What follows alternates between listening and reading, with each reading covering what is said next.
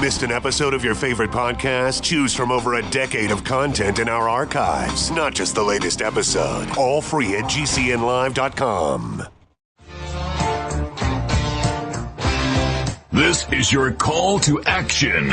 Get prepared, America. Economy, survival, energy, disasters. This is USAPrepares.com. Informative radio, educational radio. Interact now by emailing instructor at USAPrepares.com or text at 434-390-7953. Class, please take your seats. Now, your instructor, Vincent Finelli. Y'all blissed?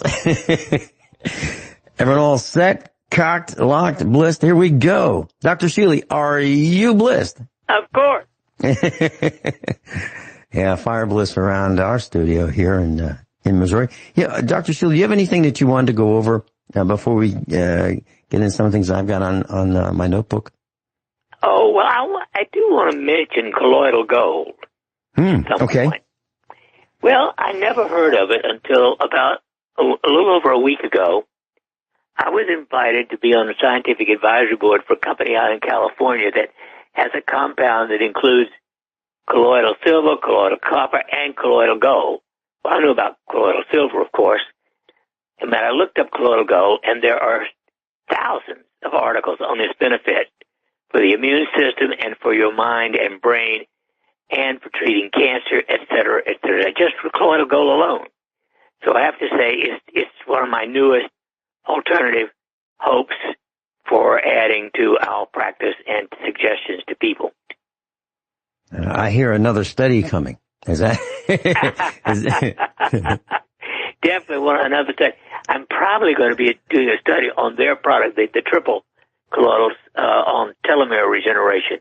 In the meantime, I'm definitely going to be using it on people in general. That sounds arthritis, for instance, psoriasis, cancer. You know, the colloidal gold alone seems to be highly superior. That sounds wonderful, and it really sounds safe because it's inert, right? Exactly. Yeah, and it works so well in the body because it doesn't react with acids and alkalines and that they used to use it for filling teeth and making caps on teeth, gold teeth. Exactly. And that's why, class, because it's inert and it's pretty impervious to just about everything on the planet that would be corrosive in some nature. Exactly. Yeah. I'm fascinated by that. By the way, just as an exclamation point to what you said, we lived in Virginia. We had a swimming pool at our farm, and it was in the backyard. We built it ourselves, and we had a choice of putting chlorine, as a biocide in the water, daily addition of chlorine to kill bacteria, etc. Or we could do something a little different. And what I decided to do, and talked about it with the entire family, and we made this decision together that chlorine's so damn dangerous that we put an ion generator in the path of the flow of the water. So the water would come out of the pool through the skimmers and through the main drain in the bottom of the deep end, and it would go through the plumbing, and it would go into what's called a skimmer basket, if you will. And it's like a filter for leaves just before the water goes into the pump and then on into the filter and then back to the pool. So just before the basket, just before the pump, we put in an ion generator. And all this thing did was pulse current between two electrodes. And these electrodes were the size of a charcoal briquette.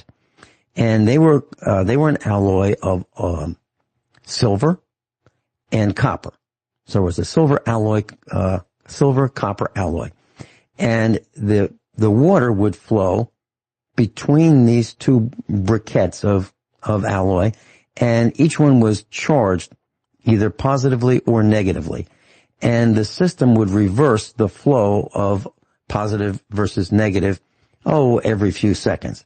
And there was a time division device that would say, okay, let's power this thing on, off, on, at an interval, and you could set that. You could have this thing run at 99% or 80% on or 20% on or 2% on, whatever you wanted, depending on how well it was putting the ions into the water.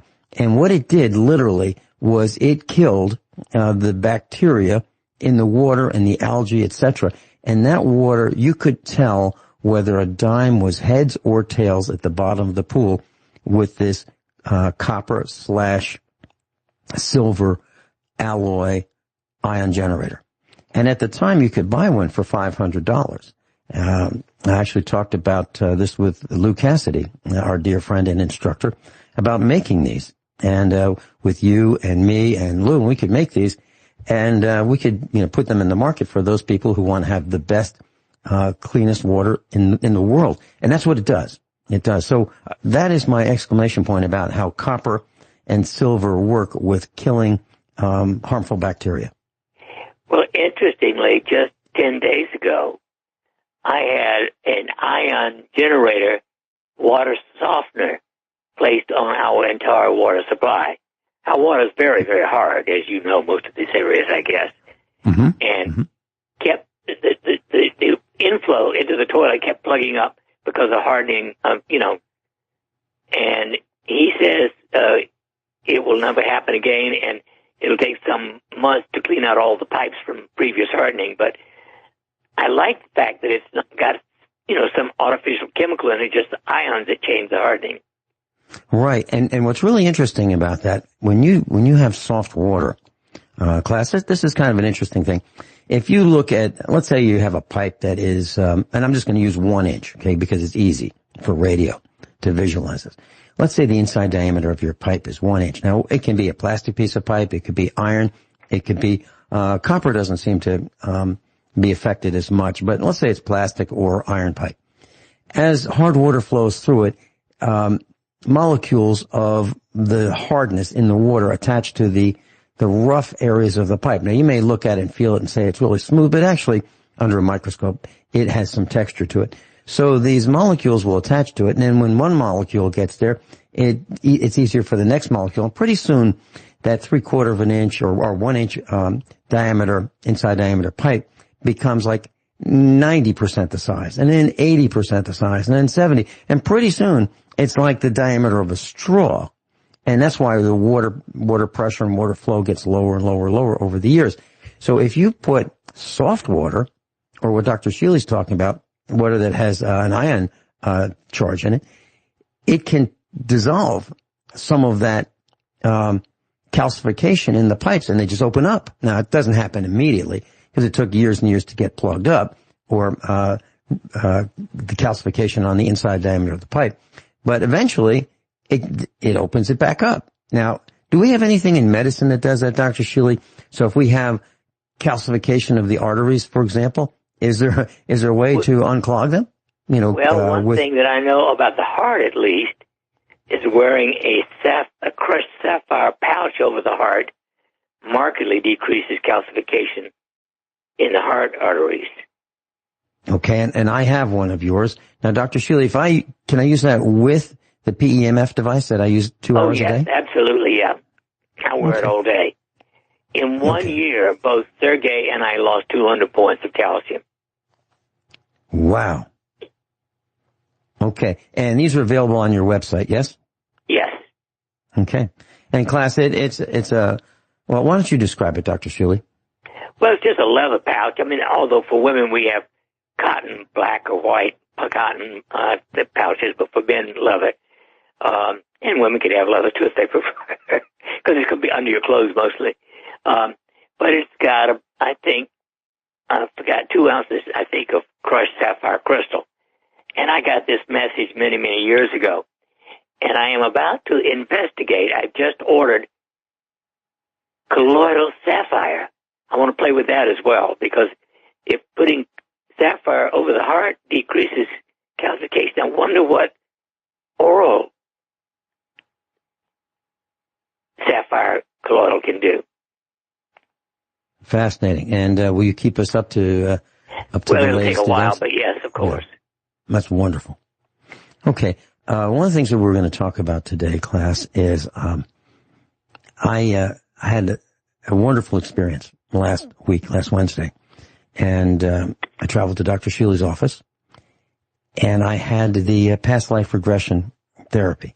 And I'd like to tell you about that. And I'm going to give you the telephone number. So if you'd like to call in, today's the day to call in about past life regressions and ask all of your questions.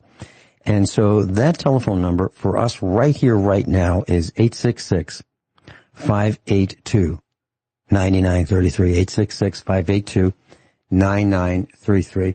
If you'd like to ask me what my experience was, ask Dr. Shealy how he makes all of this happen, the exact the process. That would be the time to call. And so we've got Chris in Florida. We'll take Chris's call first, and then I'd like to talk briefly about this gasoline crisis and diesel crisis because of the Colonial Pipeline hack along the eastern part of the United States, from Texas going through Alabama all the way up to New Jersey, and how serious this is, and the ramifications because of fractional distillation. Now, this has not made the news the way I'm going to describe it. Okay, they've just said it's a pretty big deal. They don't know when it's coming back, but I'm going to tell you a little bit more about how this really will impact people who are not even attached or even close to the pipeline. And then with Biden, the idiot, closing the other pipeline from Canada. Yeah. Yes. And then after we talk about that, then we'll talk about my experience with 2 past life regressions, who I was, what I saw, what I felt, and what Dr. Shealy did and how he guided me through it. And we'll first start with what this process really is and what the intent was. But Chris in Florida, welcome. You're on with Dr. Norm Shealy and me. Thanks, gentlemen. Well, I did call, and I'll mention what I told the call screener I'll talk about. But since what you just brought up as I was on hold, I just wanted to mention, in honor of Mother's Day, a past life memory that was most profound is giving birth to be in so much pain.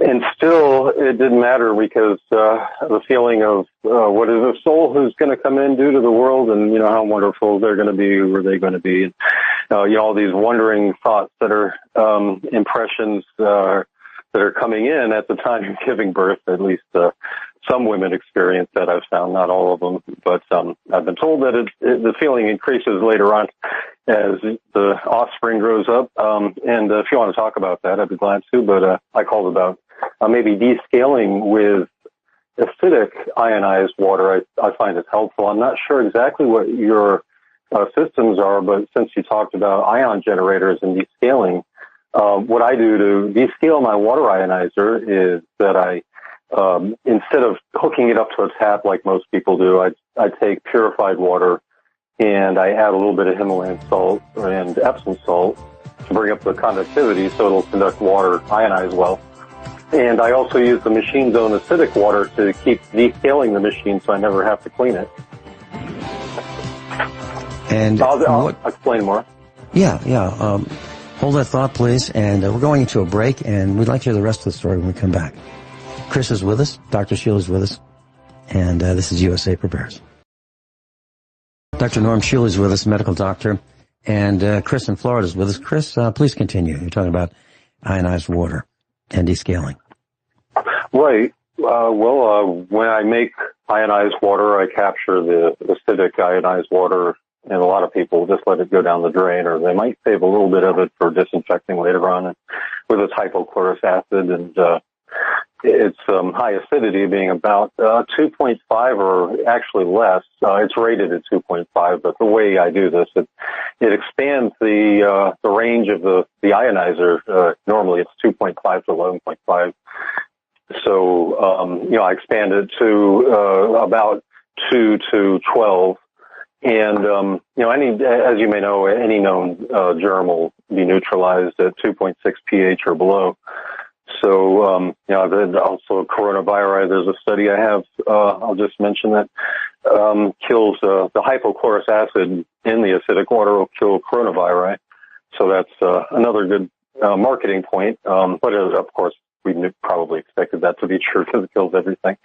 And so, what I do is I dissolve and purify, I get purified water, dissolve, Himalayan, just a pinch of Himalayan salt, pinch of Epsom salt, and that gives me the wide array of minerals. You could use other types of salts too, like Redmond salt that has a little bit pure minerals. And so I get ionic minerals that way. And as you may also know that glyphosate was originally designed to strip mineral scale from inside of pipes. So, it binds with the mineral ions, and they figured that would make a great herbicide. And of course it kills our gut flora. And, is, of course, we found carcinogenic from the many lawsuits that they're winning against Bayer. So, that's kind of an answer. I think ionized water, the alkaline ionized water, is great for making plants grow, I found, and turning annuals and biennials into perennials and preventing bug bites. And, they just bloom and have bumper crops just so much more. So I can't, recommend just, taking a little bit of alkaline ionized water enough, to just spray on your plants, and you'll, be surprised right away how crops you used to grow, not so well, they really don't need much attention anymore. And it really also makes obsolete the chemical fertilizers. So, that's another benefit. I think, trying to make the stocks of Mosaic Phosphate Mining Company go down. And, so that I just, basically, like I say, mix the acidic water and with the purified water with the Himalayan salt, Epsom salt dissolved, and hand pump that through my machine.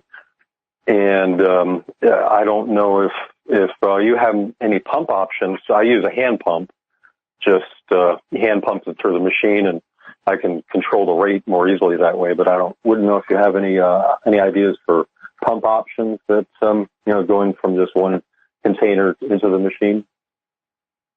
Well, let's get Dr. Shealy's thought. Dr. Shealy, I believe that, if memory serves me correctly, you are or were on the board of directors of a company that manufactures hypochlorous acid. Is that correct? One. Yes. Yes, yeah. No question. Yeah. Yeah. What are your thoughts about what Chris was saying about hypochlorous acid as being something that I get nothing on the planet, harmful parasites can't live in it. Well, that's an interesting concept. I haven't had enough plant disease to think about it, but it's a good idea if you do. I mean, basically, I haven't seen a problem with watering with our plain old well water. Chris, I can tell you this, that probably with Expo number 1, about 10 years ago, USA Prepares had Get Prepared Expos, and every time we brought pallets of hypochlorous acid in to be sold, it was sold out. I mean, absolutely, positively sold out. And, as a disinfecting agent, it works really, really well. And the product name is Nixall, Nixall, one word, from Nixa, Missouri. Any comments, Dr. Shealy, about that? Yeah, no, it's a good product, definitely. Yeah. Chris, I don't have any other comments, but I really appreciate your call. And can I ask you a question about the copper and the silver ions to kill algae? Because we have such a red tide issue here. Sure. If you can hold that thought till we come back from this break, it's the bottom of the hour news. I can tell you what I know in terms of my experiences with it, and those experiences are about 16 years old. Dr. Norm Shealy is with us, medical doctor, and if you'd like to call Dr. Shealy's office, this is not the number for the radio broadcast class. It is the number for Dr. Shealy's office. If you'd like to make an appointment to meet with him, to talk to him via telecommunications, set up an appointment, etc., it's 417-351-5221. 417-351-5221. That number is for his clinic in Springfield, Missouri. 417-351-5221. And his website, normshealy.com, NORMSHEALY.com. Chris, back to you. All right. Chris? Pardon me.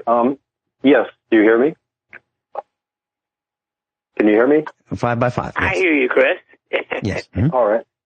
All right, great. Go ahead. Well, getting back to the hypochlorous acid briefly, is that I forgot to mention it also kills plant fungus on any kind of plant, and of course, on people it will kill fungal issues, fungal problems, and help psoriasis and eczema, and soaking in it can help reverse gangrene. That's pretty much standard of care in other countries like Japan. There's a study from University of Georgia, 2001, where I'll just read a quote from the UGA, University of Georgia College of Agricultural and Environmental Sciences plant pathologist James Buck. He says, "I've tried the acidic electrolyzed water on everything from begonias to geraniums," said Buck. Then it's very safe for the plants, and it kills fungi in a matter of seconds. So it's safe for spraying on both plant and animal tissue. And I've been, by the way, drinking this water as I described for about 10 years. So I know it might have sounded strange. Why is he putting hypochlorous acid in the source water? So I think it just separates out when it goes through the electrolysis process through all those different electrodes as it weaves its way. So that's how it separates the acidic from the alkaline. So I have a good machine, I think, does that effectively enough, and I can see the pH and the antioxidant levels are where they should be, are much better. And my question is, Chris, you had a question about pools? How to fight the algae that we have here, because I haven't seen any reports in the news since the last huge red tide outbreak here in Florida along the coast of Gulf of Mexico, where folks, different businesses were trying to use copper sulfate and having some good success, but even more promising was ozone. And, I'm thinking maybe they should be ionizing like I sometimes do. I'll take silver instead of the Epsom salt. I'll use silver because I know that the sulfur in the Epsom salt will bind with the silver. So that's why I substitute Epsom salt for silver sometimes for the antiseptic effect. And I'm thinking Chris, maybe we could use this on a massive copper scale. Sulfate? Yeah, copper sulfate. You mentioned copper sulfate. Absolutely deadly to water life. Yes, kills fish. That's my concern, and that's why I was thinking ozone would be more effective. Although my only so here's it might kill beneficial bacteria that are partially anaerobic or anaerobic, so we could culture them and then reintroduce them in a laboratory if we needed to. But I'm just thinking of mineral ions like silver or copper or anything else that's antiseptic, zinc. Here's what I know.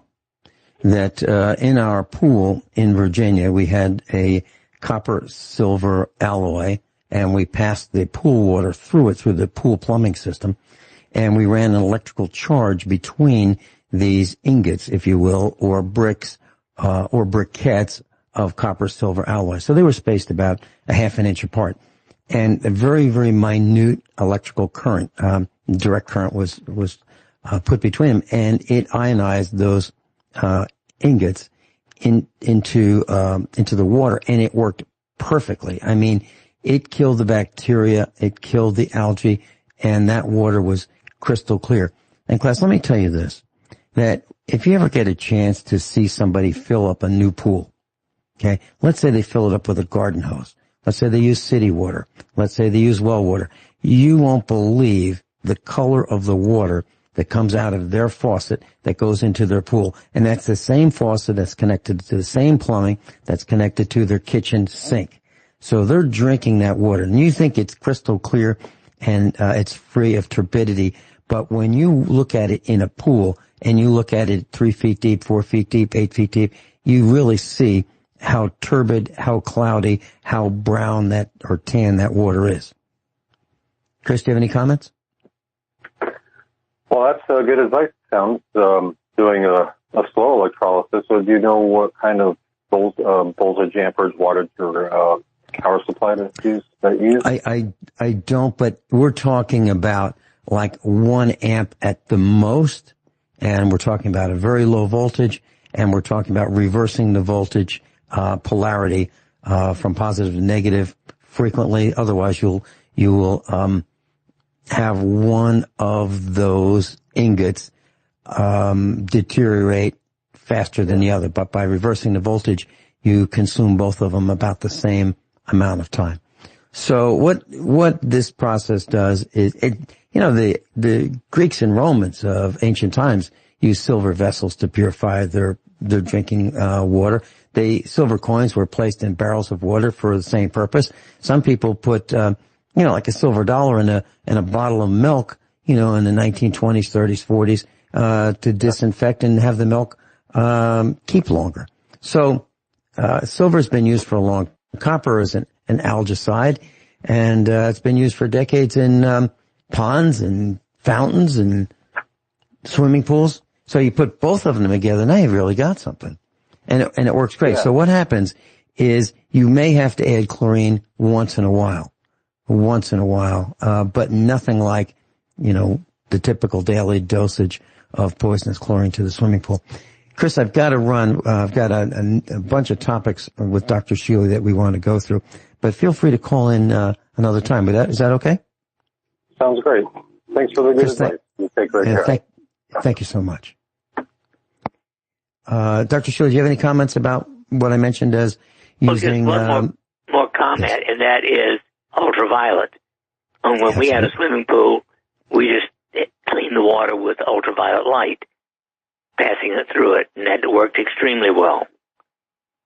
What a great idea. So if you could take copper and silver ions and put them in the water, and then also ultraviolet light, I think you've got it made. Really, what a great idea. Because there are homes that run their domestic water supply through ultraviolet light.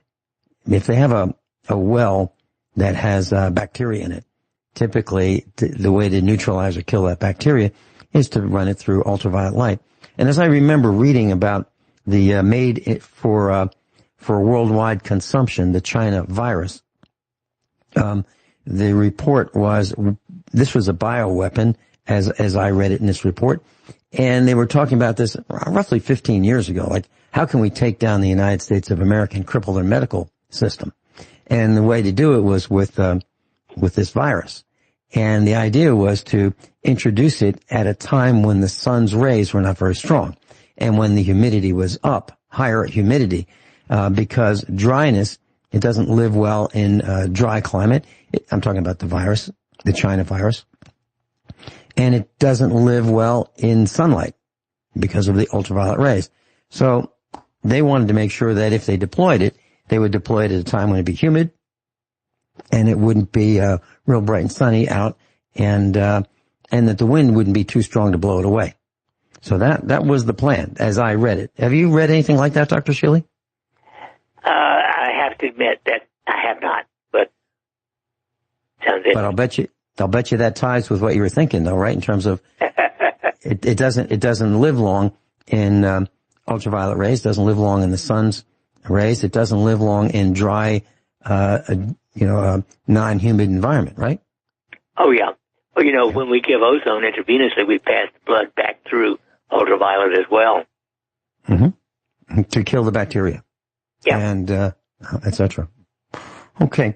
I wanted to mention about this absolute serious problem with the pipeline.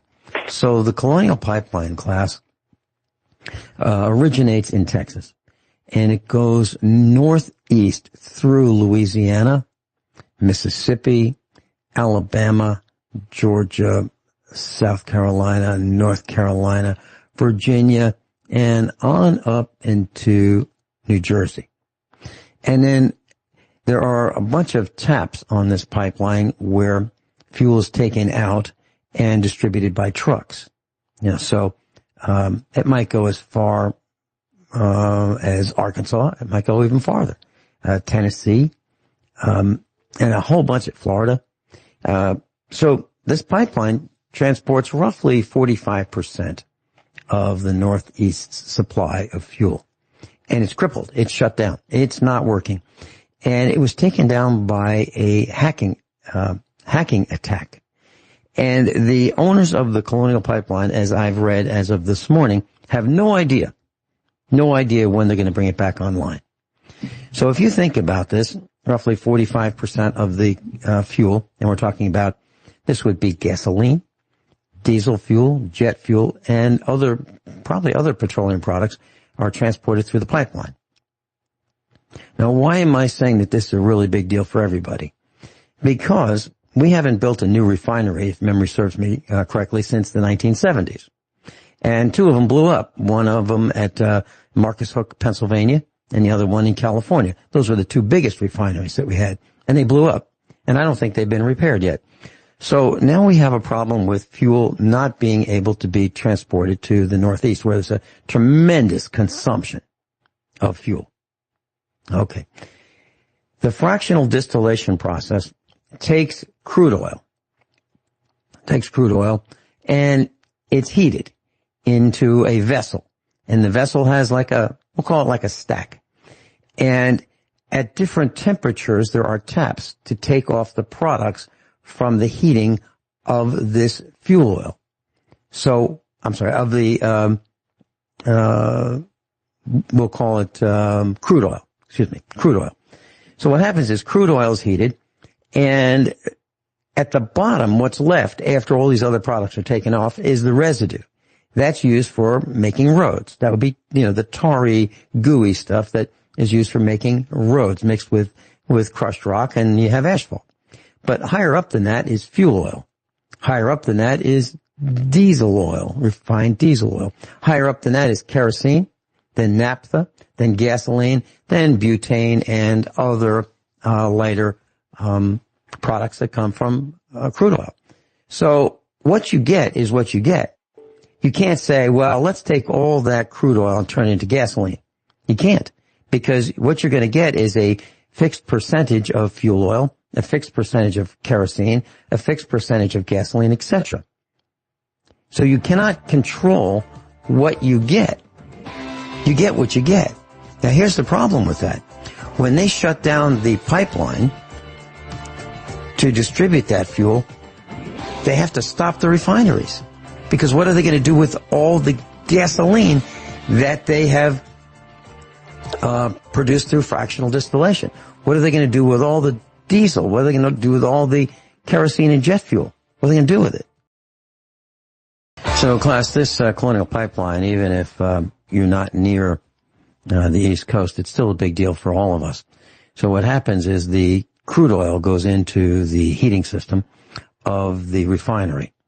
And out the stack come these products. The residue, it stays at the bottom, and that's used for making bitumen and asphalt. Fuel oil comes out, and that's fuel for ships and factories. And then lubricating oil comes out a little higher, and that's oil for cars and other machinery. Diesel oil comes out next for, the fuel for diesel engines. Then jet fuel comes out, and kerosene, and then you have paraffin comes out, wax, and then you have naphtha used to make chemicals. Then you have gasoline used as fuel in cars. And then you have the refinery gas, which is used, that comes out the top, and that's used by the refinery as fuel as well. So what I'm saying is when this pipeline was shut down, I have a feeling that the cascading effect will be to shut down some refineries because they won't have a place to put the products that they make. So if they can't store these products like fuel oil, lubricating oil, diesel, etc., kerosene, gasoline, naphtha, if they can't store it, they have to shut down the refinery. If they shut down the refinery, that means that the raw materials that we use to make products in this country won't be able to be made. So there'll be a domino effect that we just won't believe. And who came up with this hack and warned us? Gwyneth Isaacs. She said it last Wednesday. She said this was coming. Now, how did she know? She does a lot of research. And that's how she came up with this. So she said it was coming, and she thought it would be this week. She didn't think it would be at the end of last week on Saturday. But here we have it. So this is the first of what she said will be many many hack attempts in the United States. Dr. Shealy, any comments? Well, the evil empire is all around us, from Washington to Moscow. And class, in terms of your pocketbook, this is going to cause probably everything to go up in cost. Everything. So there are price shocks that are just unbelievable. I was looking at, wood. Wood is so darn expensive. Let me just tell you how expensive it is. I was looking at a graphic, late last night. $50,000 worth of lumber, used to be last year, $50,000 worth of lumber would be enough lumber to build about a little over 10 houses. 10 modest homes. Now, a year later, a little over 2 houses. Is that dramatic? $50,000 could buy enough lumber to build roughly 10 houses, and now it can build roughly 2 houses. If that doesn't tell you how much lumber has gone up, it's out of control. And it's the same with iron, and it's the same with copper. And it's going to be the same with food, at least in my opinion. Not quite to the extent of copper, iron, and lumber, but food prices are going to escalate dramatically. And where did you hear this first? Probably right here at USA Prepares, when the government started doling out anti-rioting payments. They call them stimuli or stimulus. You heard it right here from us. We told you. I hate to say it like that, but we figure these things out, and I'll tell you why we figure them out. Because all of us here at USA Prepares are generalists to some degree. When Dr. Shealy treats a patient, and please correct me if I'm wrong, Dr. Shealy, you don't focus on just one part of the body. You focus on the whole body. So you understand the body in general. And all of your instructors, class, look at things in general because they have a vast knowledge of a lot of things. And they look at the complete picture as best they can. And that's what we do. And that's why we told you this morning that this pipeline is a big deal.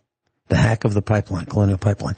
Dr. Shealy, would you say that you look at the whole body? As a matter of fact, you brought a lot of that concept to the United States. Isn't that correct? Well, yeah, but it's body, mind, and soul as well. Right. Okay, I just wanted to share that awful thought with the class that this is a really big deal, and no one knows how to fix it. And what do we collectively do if we have companies that are held hostage through the stupidity of connecting them to the cloud?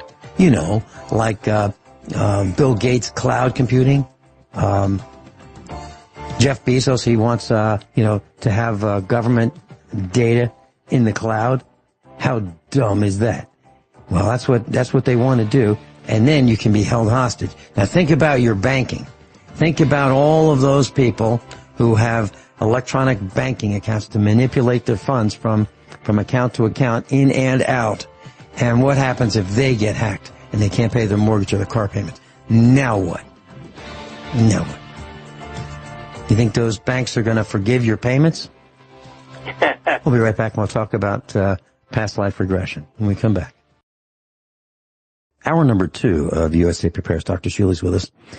And I just wanted to mention 661,000 Ford Explorers, 661,000, 2/3 Ford Explorers are being recalled because of a defective roof rack part. Now think about that Ford Explorer going down the road at 60, 70 miles an hour, and part of the roof rack could fly off at that speed. Think about that.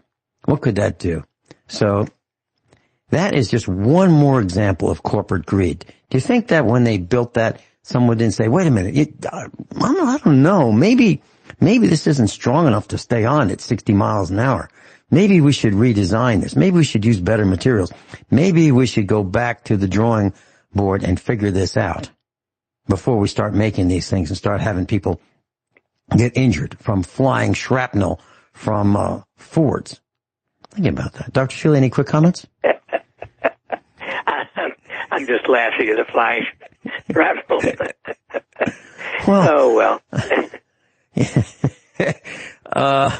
okay. So, class, if we're going to be talking about past life regression for this hour, and specifically Dr. Shealy's protocol for past life regression. I experienced 2 of them with Dr. Shealy.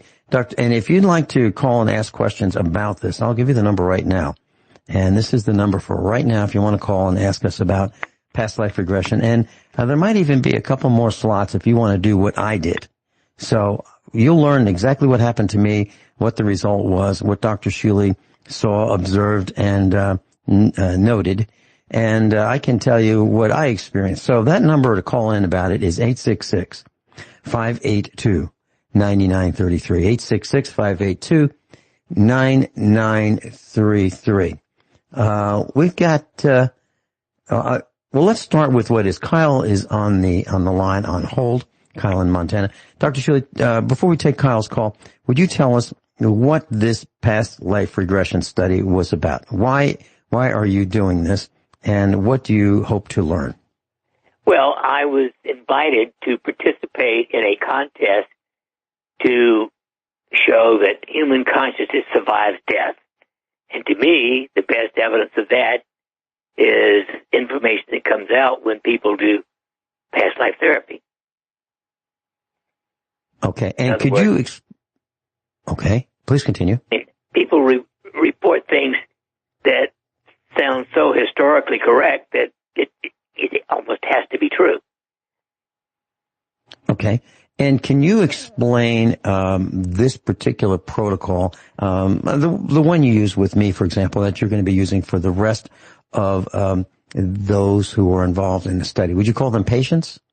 The people who are involved in the study? Was I a patient? Okay. All right. So I've been doing this since 1972, and I haven't really changed my protocol since then. Basically, it's a very light, for most people, although occasionally very deep, hypnotic trance. And then I invite you to go back to a life you've lived in the past that has meaning in terms of your current life. Okay. Now, would you say that, well, class, let me say this. I was reclining in a lazy boy, very comfortable recliner, and I had my eyes closed. Okay? And I listened very carefully to Dr. Shealy's voice, and I followed his instructions, probably, I think, to the letter, but I'm not 100% sure because I was hypnotized. Dr. Shealy, did I follow your instructions? I mean, I was there. Okay. And did it seem like I was hypnotized? Well, remember, hypnosis is a 4-level thing. Many people are hypnotized while driving along a highway. You're so focused on what you're doing that you miss a lot of things. And so there's stage 1, 2, 3, and 4 of hypnosis. Now, stage 4 is when you're deep enough to be operated on. But most of the people in what we do are in a stage 1 or 2. Very light, but definitely focused. Okay. What I found out during this was I felt myself sinking further and deeper into this recliner. And shortly after it began, I don't think I could move. I mean, I was at the point where, if I had to raise my hand, unless you told me to do it, I don't think I could do it. Well, that's a light trance. That's by definition a light trance. Okay. Well, that's what I felt. And I literally felt that, as I was reclining, and how long did this take, by the way? Is it? Gosh, I think only about 35 or 40 minutes. Okay. I would say what I would say is within the first minute or two, I felt myself sink a little bit lower into this recliner, as if I weighed more, but I didn't move. And then a couple minutes later, I sank deeper into the recliner and deeper. And I pretty soon I was at the point where unless you asked me to move, I don't think I could move.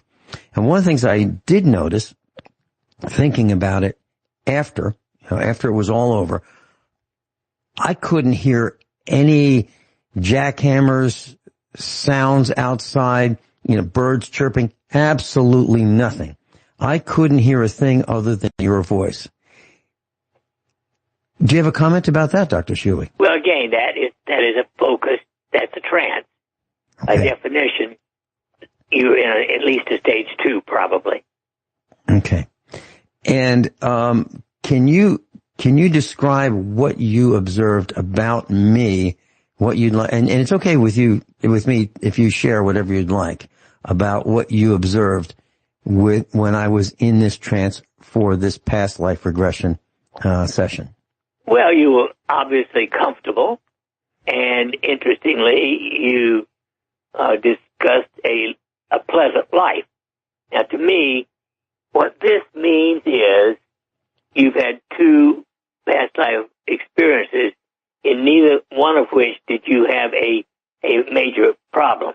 In other words, you weren't tortured or painful, and only about 1 or 2% of people have their past lives, especially when you do 2 of them and don't find some problem from the past.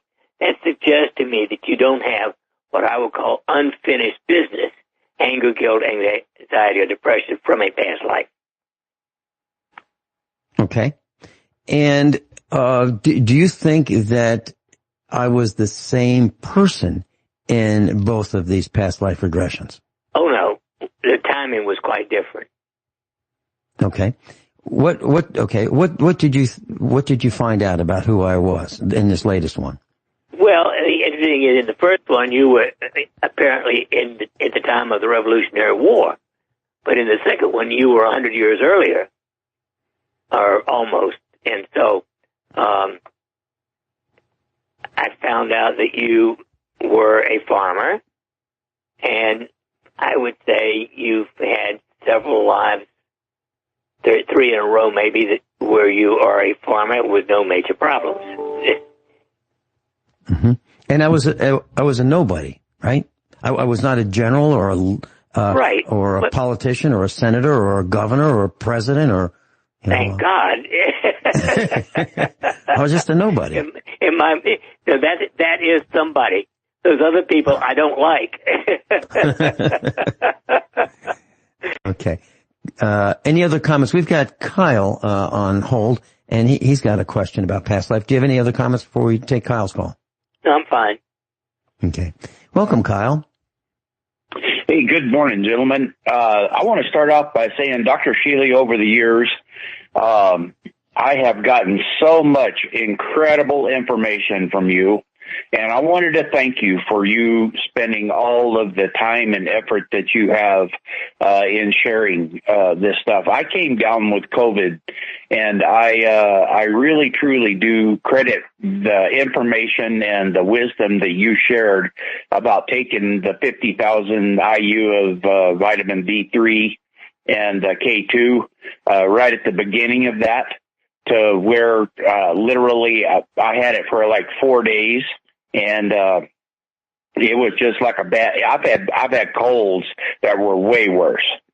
So anyway, I couldn't smell and couldn't taste and had fatigue, and that was about the maximum of the symptoms that I had.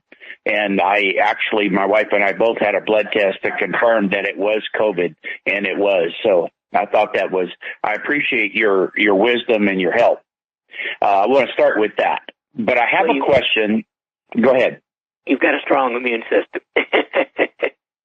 Well, I do. I try. Yeah. I don't hardly ever get sick for nothing. I mean, forever. But I do differ with you on this past life regression. I'll just start with that. But I have also a question for you. Again, I do not mean this. I have the utmost respect for you. I do not mean this in any way disrespectful, but the question, the only way to ask it is to kind of be a little bit the blow as I can figure. So if a person has life And there are 7, say for rounded numbers, there's 7 billion people. All of these past lives would have had to continually branch, because scientists have come down to the point of saying they have traced the genetics to one female at one point. So I mean, if by chance we were created with one pair of initial parents, so to speak, and every race branched from that, how does 7 billion past life regressions coalesce back down into 2? That's wonderful. That's a delightful question. You know, basically, according to Zecharia Sitchin, that is essentially what happened. The Anunnaki cloned us by using the sperm from a primitive human being, if you will, into an Anunnaki woman, and that was the beginning of humanity, according to Zecharia Sitchin in the 12th Planet. Okay, but if that were true, then somebody should have some kind of a past life regression that's going to come back to, oh no, I'm an alien. You know, at some point you would come down to, you know, or oh no, I was a caveman, you know. Well, I haven't ever had that experience, but I suppose it's possible. I'll hold through the break, if you don't mind, Ben. Very well. And class, Kyle will be scheduled to be with me if everything works out in his schedule on Thursday. So Kyle and I will be talking about things mechanical on Thursday. But he'll be right back with Dr. Shealy and me right after this break. Dr. Norm Shealy's with us, and Kyle is with us. Kyle in Montana. Kyle, does this question address some of what you're asking, Dr. Shealy? And the question is, does everyone have a past life? Does that address that question? Well, let me put it. Since I decided to ask Dr. Shealy that question, I did a little bit of research online, looking up past life regressions and different things, and nobody that I ran into at all, 100% of the probably 4 or 5 different websites that I looked at on this said that they had ran into anybody that did not have a past life.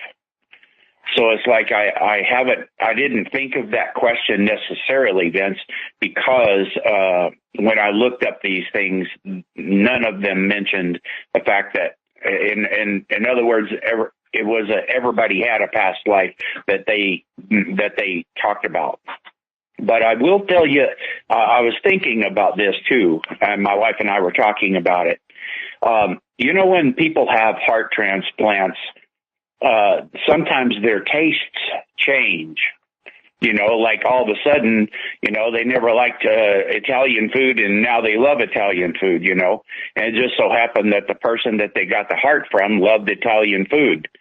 And so, in my opinion, I think because one of the websites, I should back up just a second. One of the websites that I looked at said that when you are in this super relaxed state, that any question that you're asked, your subconscious finds an answer for. It was a detractor to past life regression. The last website that I looked at. Anyway, so in my opinion, I've got a comment about that. I don't think that's true, and I'll tell you why. Dr. Shealy, I believe, if I remember correctly, you asked me a question, and I didn't have an answer for it. Is that correct? That is true, and I would say, in my experience, in hundreds of cases, 1 out of 100 people I can't take them back. Maybe somebody else could, but they don't go anywhere. So 99% of people will have an experience.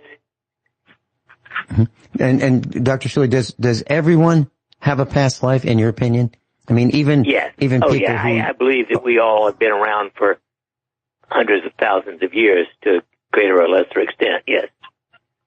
Okay. Back to you, Kyle. Okay. In any case, my opinion is, sorry about the phone going off there. In my opinion, the past life regression, because I am a Christian and I believe that Scripture says, there is a time for a man to live and die, and after that, the judgment. That's the way I see it. Personally, that's the way I believe. But I do believe that there is a potential of under deep hypnosis, because hypnosis is obviously a real thing. But I do believe under deep hypnosis that a person can identify with something that goes on in their psyche, or that they have a tendency toward, that they could pull out as a possible past life. But that's just my opinion. I mean, I've not been under it, and I don't think I would ever go that deep under hypnosis, because I don't like the idea of losing control of my mind. But in a sense, you know what I mean? You're being open to so deep a suggestions. But I do respect you, Dr. Shealy. I differ with you on this issue, but I do respect you greatly, and I appreciate all that you've done, and I really wanted to make sure that I told you that. Kyle, I have a question for you. Why can't you be a Christian and have a past life and go on to judgment multiple times? Well, because when God, in Scripture, when the Bible talks about the judgment is either to heaven one time or to hell one time. It does not ever give you an option of after you die to be able to come back.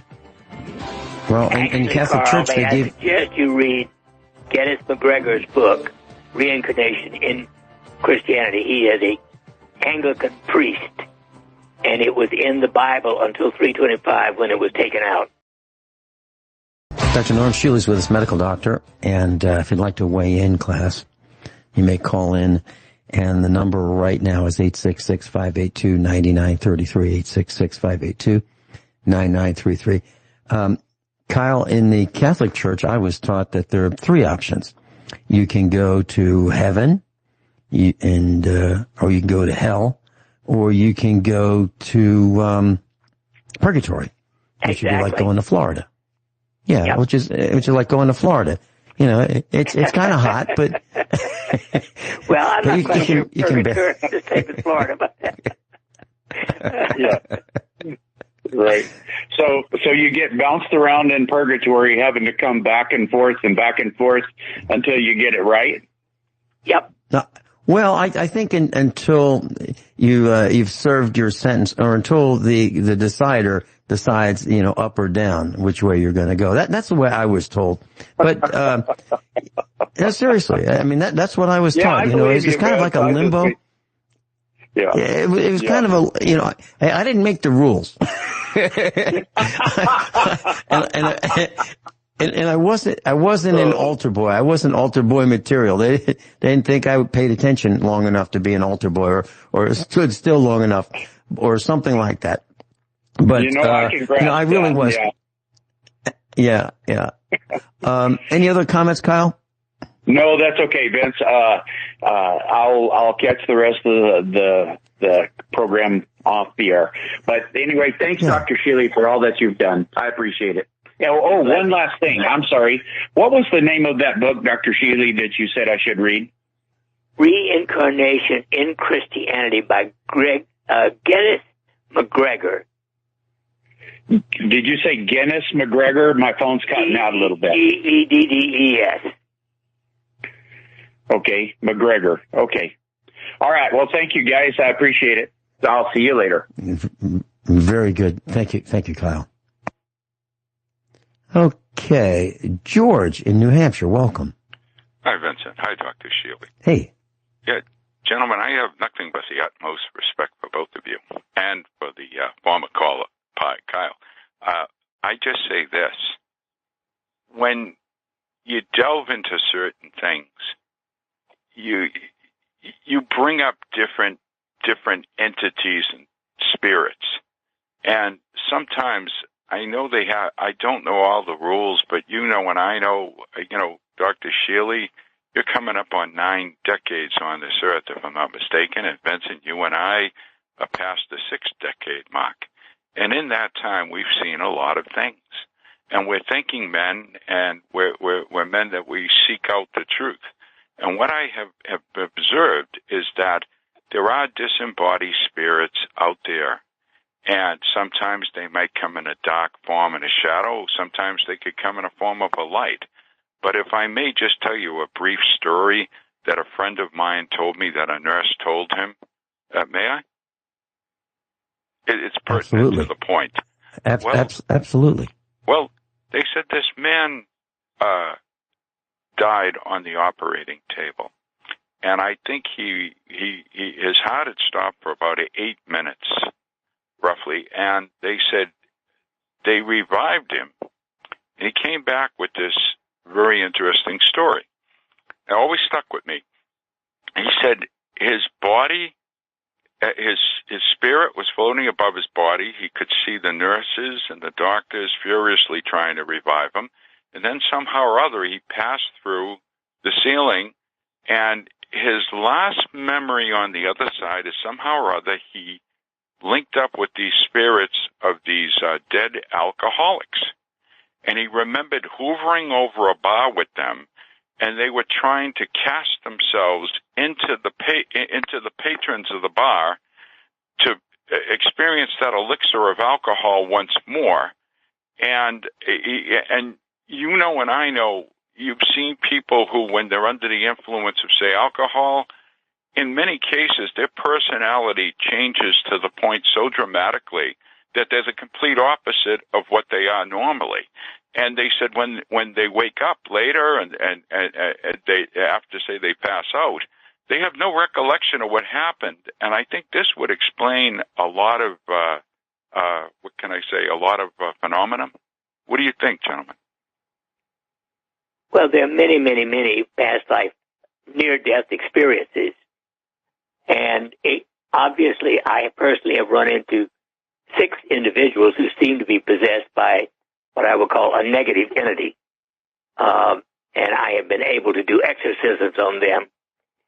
But I haven't ever had anything like that happen during a past life experience because they don't go that deep.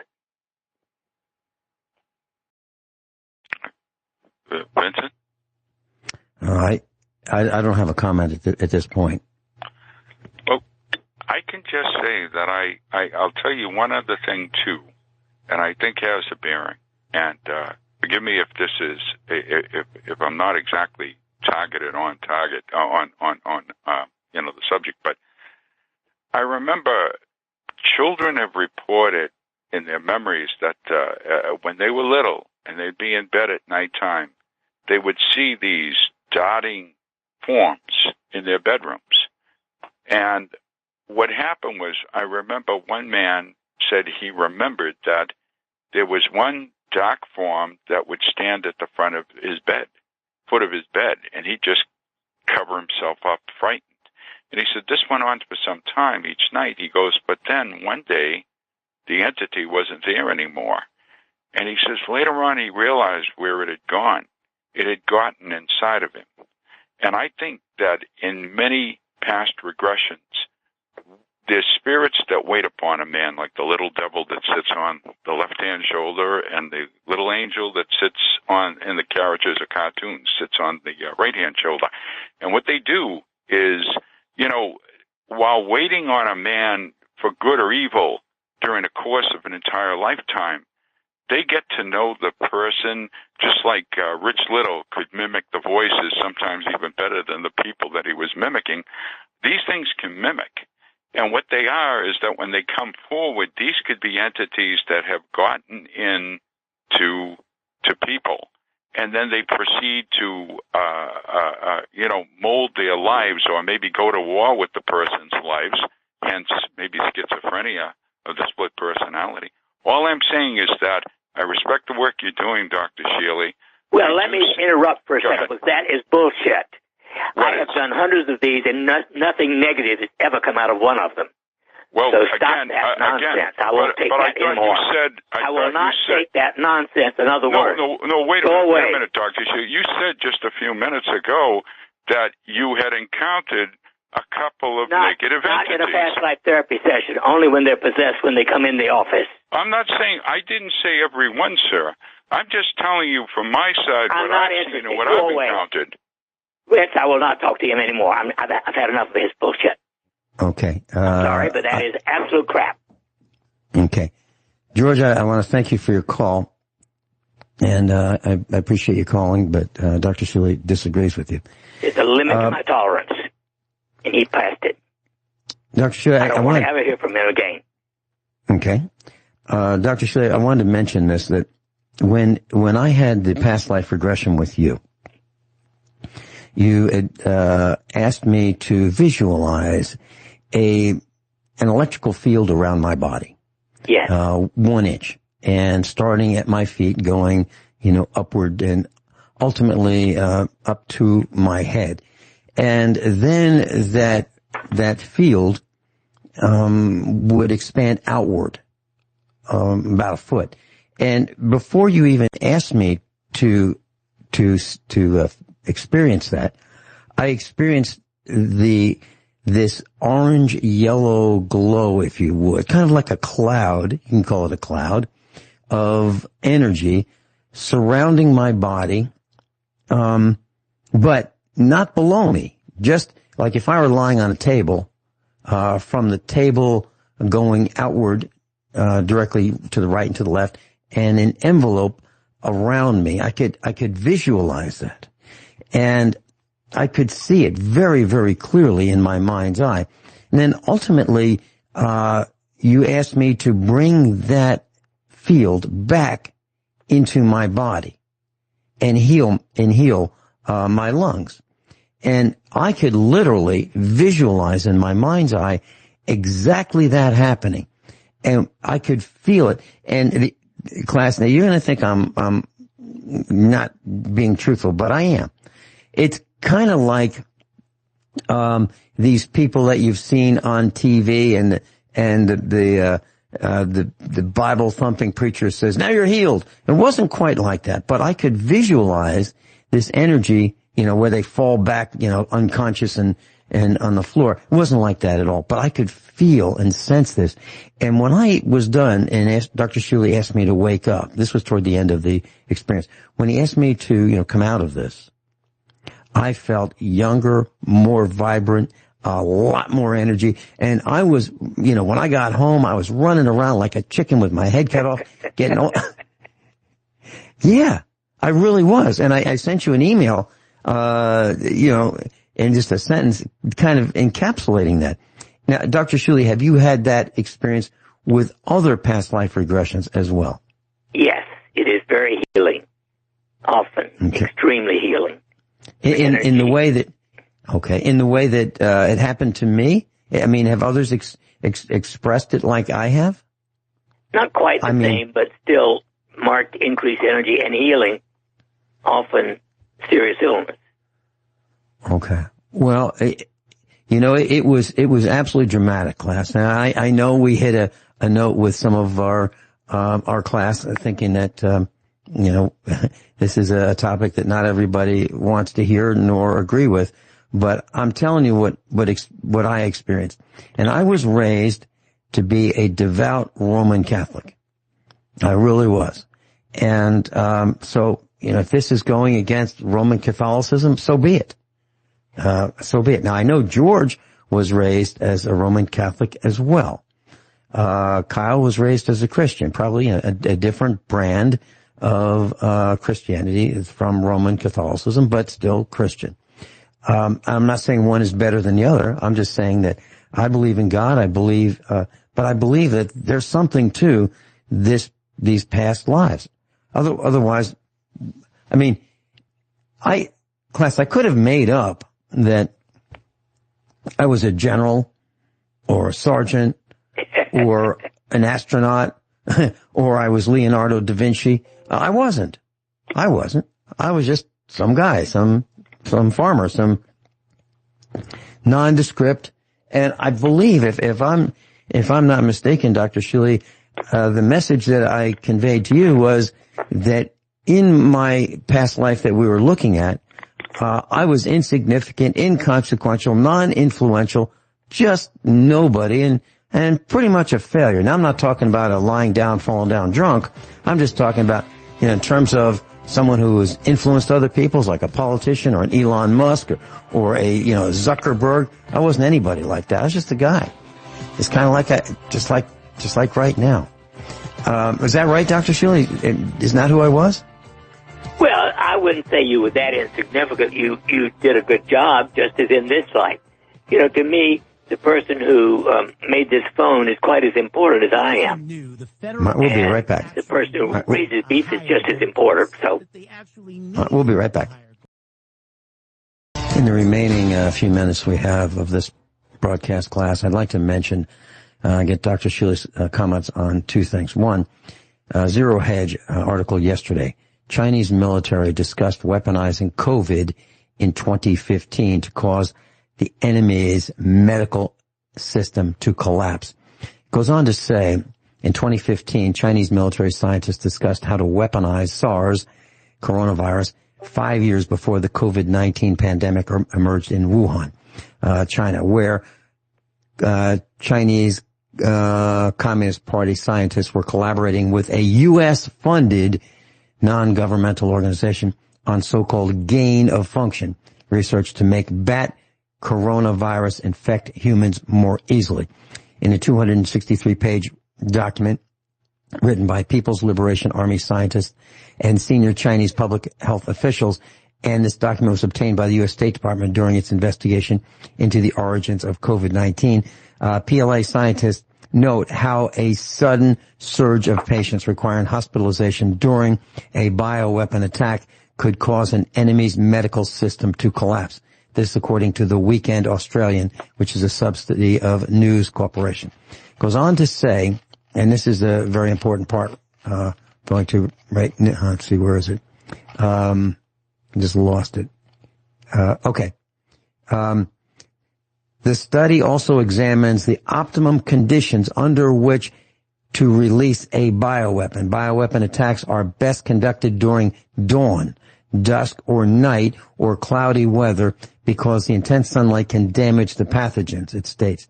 Biological agents should be released during dry weather. Rain or snow can cause the aerosol particles to precipitate. A stable wind direction is desirable so that the aerosol can float into the target area. Among the most bizarre claims, I'm still reading this, by the military scientists, is their theory that SARS or CoV-1, the virus that caused the SARS epidemic of 2003, was a man-made bioweapon deliberately unleashed on China by terrorists, end quote, by the Australian.